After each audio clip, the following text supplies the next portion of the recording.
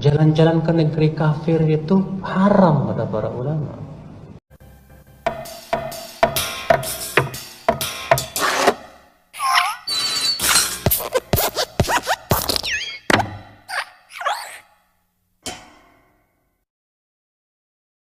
Salam saudaraku, bertemu kembali dengan saya di Risans Channel dan saya harap teman-teman semua dalam keadaan sehat dan juga diberkati oleh Tuhan kita Yesus Kristus.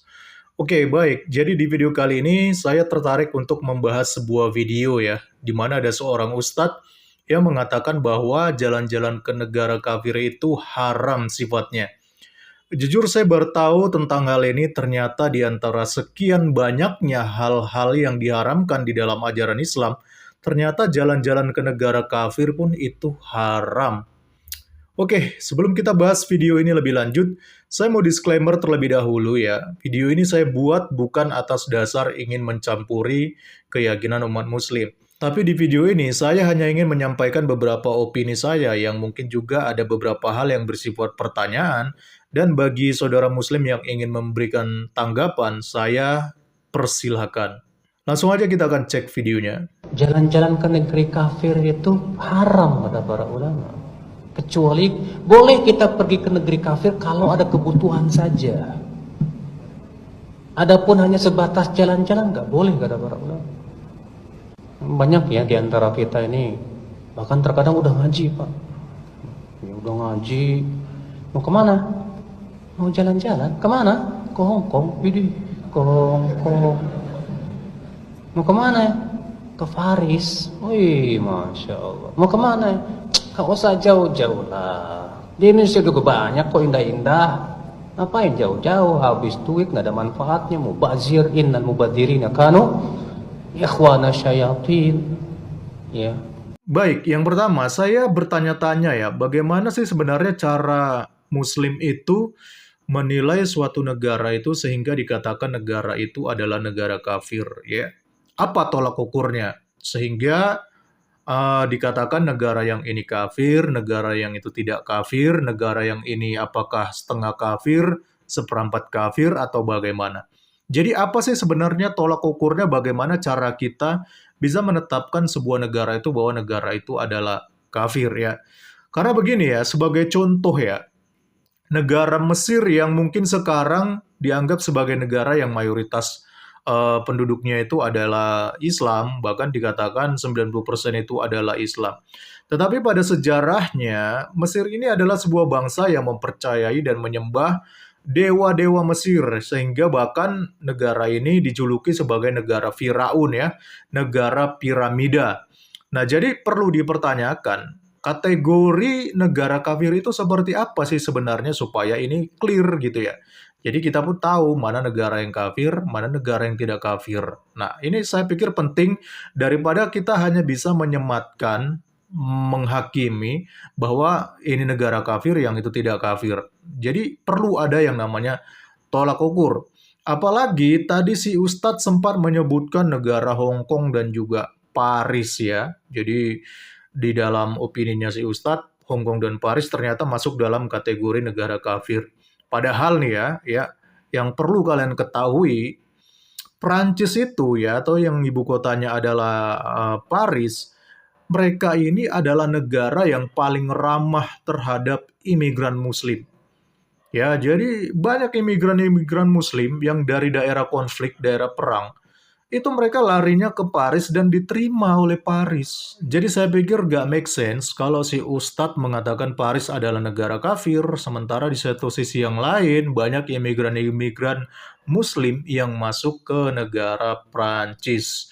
Bahkan ya kalau kita melihat tabel ini teman-teman, ini adalah tabel dari top 10 negara yang ramah terhadap imigran.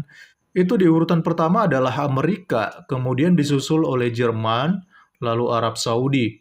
Dan kalau kita perhatikan tabel ini, ternyata dari 10 negara yang paling banyak membantu imigran, itu justru ada 8 negara-negara yang mungkin dicap negara kafir.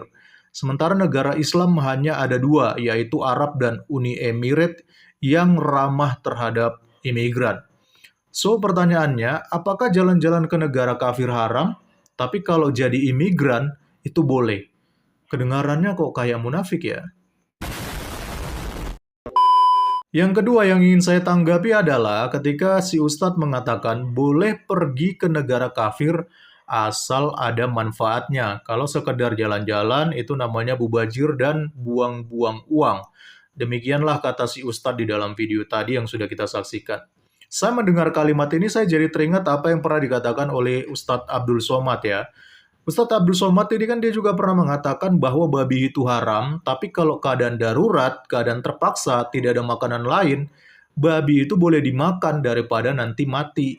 Antara dua, mati sama babi, pilih mana? Pilih babi, tak boleh pilih mati.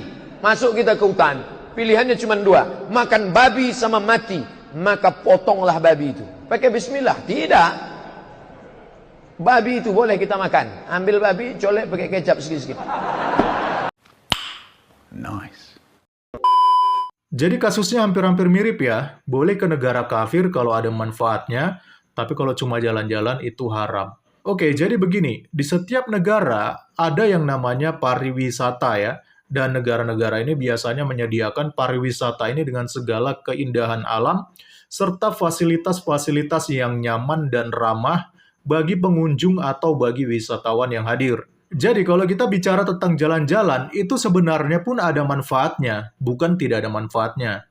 Manfaatnya apa? Ya manfaatnya itu adalah refreshing ataupun healing. Mungkin yang selama ini penat dengan pekerjaan, sudah capek kerja dan kumpulin uang, biasanya saat-saat liburan, orang akan pergi untuk jalan-jalan supaya menghilangkan penat dan stres. Dan pastinya orang-orang yang pergi jalan-jalan ini akan mencari destinasi wisata yang paling menarik yang bisa membuat mereka senang dan bahagia. Jadi, mereka pun punya hak untuk mencari destinasi wisata yang terbaik jika mereka punya uang. Oke lah, kita di Indonesia itu pun banyak destinasi wisata kita yang juga tak kalah menarik dan tak kalah indah dibanding negara-negara luar. Tapi kalau ada orang yang mau pergi kemanapun, saya rasa itu juga hak dia untuk mencari destinasi wisata yang terbaik.